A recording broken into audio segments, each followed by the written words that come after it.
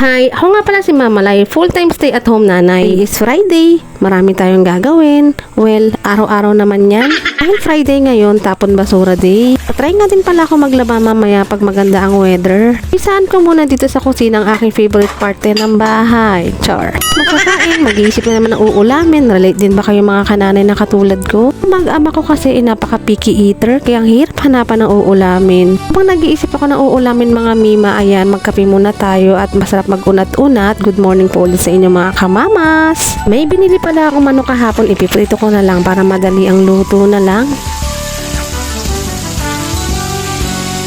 Minsan pag tamad mode ako, prito-prito na lang. Ganda rin pala nagigising talaga ng maaga mga mima at maaga ako nakakaluto. Hanggang kasing umaalis ang aking asawa bago kami magnanay. Sa Manila area pa po kasi ang kanyang trabaho at andito kami sa Cavite. Minsan daw sa sobrang busy niya, minsan hapon na siya or gabi na siya nakakakain. Mamaya siya naman ang aalis, yung isa naman ang aking aasikasuhin. Sinawayan ko na rin ang aking grade 5 kumain para mamaya na lang din ang gutom. Nugasan ko na lang din ang aking mga ginamit para mamaya ay pahinga na muna. Talagang makapag-isip ko maglalaba ako dahil pa iba-iba nga ang weather dito pagdating ng tanghali. Dahil kulang na nga at palagi ang tulog natin, ay minsan nahihilo na ako. Try ako mag-BP, hindi ko nga lang alam kung paano siya basahin. Ito tingin niyo ba normal to or mataas?